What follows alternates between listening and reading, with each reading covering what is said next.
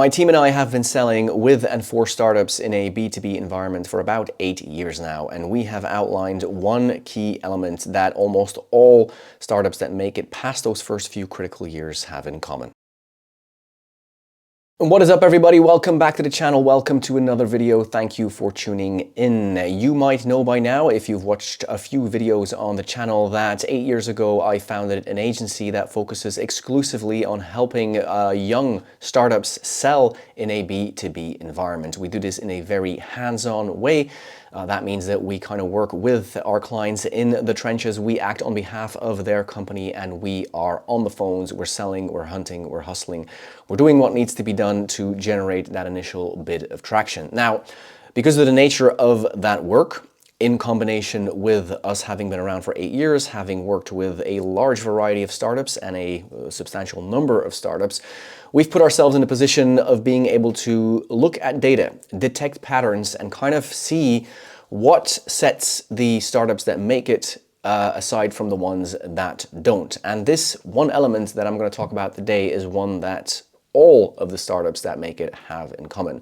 It's not the only one, of course, there are many of them, but this one is the one that shines through every single time. It's even gotten to a point where when we're talking to a business that has an interest in potentially working with us, and we ask them a little bit more about what they do and what they've done, that if we see that they do not have this element, we are very, very reluctant to take them on, because we know that it's going to be a very, very tough case to crack. And we tell that potential client as well, we tell them that, look, the data tells us that lest you have that element in place, it's going to be very difficult. So what you would really need to do is take a step back, do a bit of strategic work, recomposition your business if possible, because without that element it's going to be difficult. Is there a chance that it might work? Yes, but the data tells us that that chance is rather slim. And so what is that element? The element is relevancy. All the startups that we see punching through those first few critical blocks, those first few critical walls, and that the ones that really can start generating sales traction relatively rapidly and that give themselves a chance of scalability, have relevancy. In the entire way that they communicate, sales, marketing,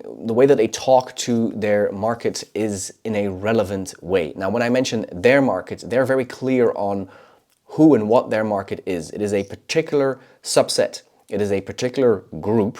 And they know that group really well, which allows them to become relevant. Because of the level of detail that they have about that group, they can then talk and communicate in a relevant way. Now, you see, people enjoy working with other people that are part of their group, that understand them, that know about their reality, that know about the ecosystem that they are in.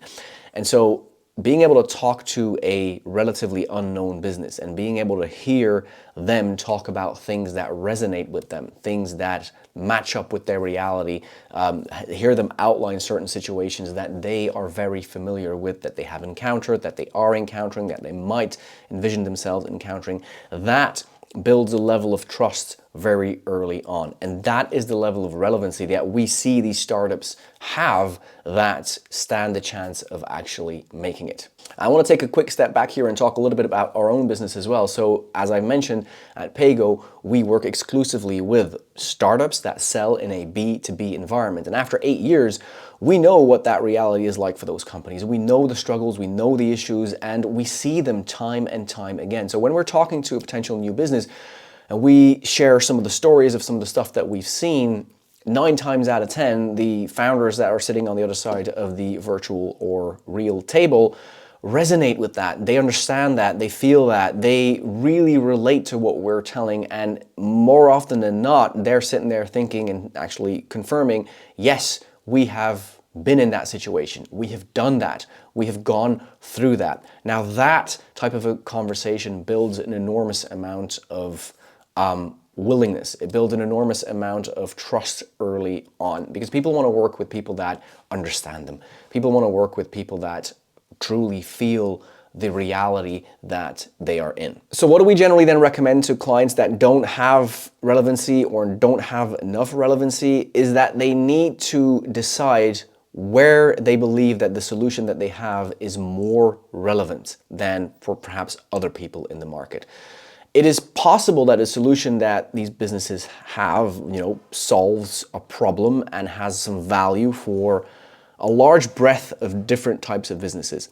But it's very likely that there is going to be somewhere, somehow, a pattern that outlines and that kind of, frames a particular type of business. It doesn't need to be an industry. It doesn't even need to be a size, but it could be a particular set of criteria that defines a particular business.